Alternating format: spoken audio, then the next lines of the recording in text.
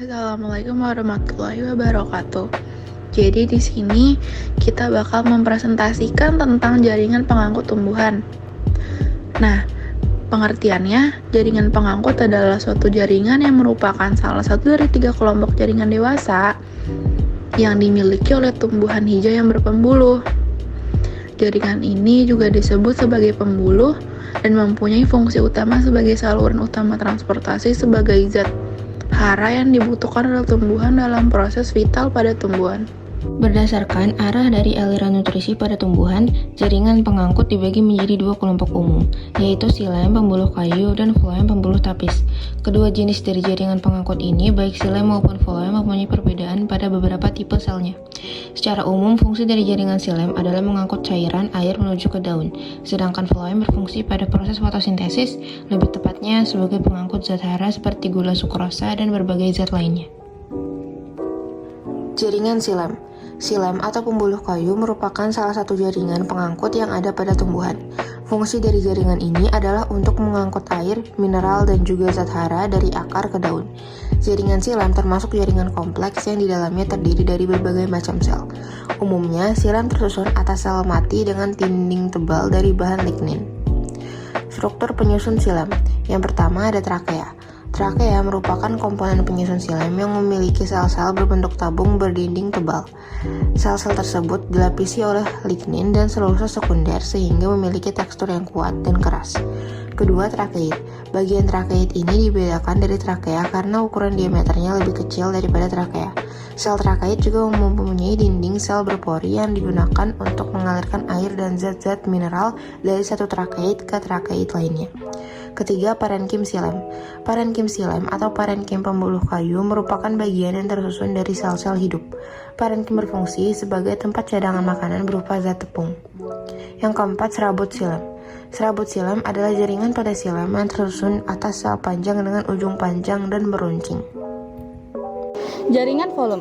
Phloem atau pembuluh tapis adalah jaringan pembuluh yang berfungsi untuk mengangkut dan mendistribusikan zat makanan hasil fotosintesis dari daun ke seluruh tumbuh. Phloem tersusun dari komponen sel-sel hidup dan sel-sel mati. Fungsi phloem yaitu menyalurkan hasil fotosintesis, tempat penyimpan zat organik, melindungi sel pengantar, membawa hormon penyembuh luka, membantu pertumbuhan dan perkembangan tumbuhan. Struktur penyusun phloem. 1. Unsur tapis. Unsur tapis merupakan daerah tapis yang menjadi tempat dilaluinya sel-sel tapis yang memiliki bentuk panjang dengan ujung yang meruncing. Kedua, sel pengiring. Sel pengiring adalah deretan yang memiliki tekstur sama dengan yang ada pada sel parenkim, dikarenakan mempunyai sifat yang sama-sama hidup. Sel ini berperan sebagai tempat keluar dan masuknya makanan. Ketiga, serat phloem. Serat phloem merupakan struktur pembuluh tapis yang posisinya melekat. Memiliki 2 jenis, yaitu pembuluh tapis primer dan pembuluh tapis sekunder. Struktur penyusun phloem. Nah, yang keempat ada sel albumin. Sel albumin adalah struktur pada pembuluh tapis yang fungsinya tidak jauh berbeda dengan sel pengiring. Di dalam sel albumin terkandung zat putih telur yang posisinya berdekatan dengan sel tapis.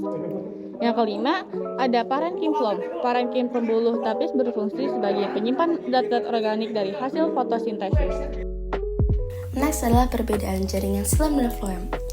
Jaringan xilem tersusun dari sel-sel yang mati kecuali sel parenkim xilem. Sedangkan phloem utamanya tersusun dari sel-sel yang hidup. Sel yang mati hanya serat phloem. Yang kedua, macam-macam xilem adalah trakeit, trakeida, parenkim xilem, dan terkadang terbentuk xilem parenkima dan serat xilem.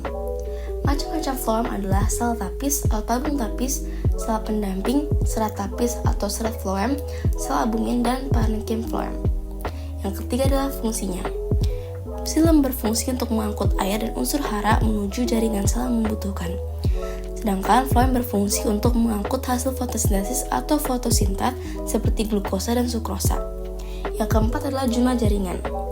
Xilem memiliki jumlah jaringan yang lebih banyak, sedangkan phloem memiliki jumlah jaringan yang lebih sedikit.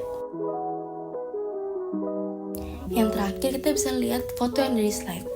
Xilem memiliki satu arah dan sel tidak memiliki dinding pembatas, sedangkan phloem memiliki jalur 2 arah dan sel memiliki dinding pembatas yang berpori. Sekian dari presentasi kami mengenai jaringan pengangkut tumbuhan. Mohon maaf jika ada kesalahan. Wassalamualaikum warahmatullahi wabarakatuh.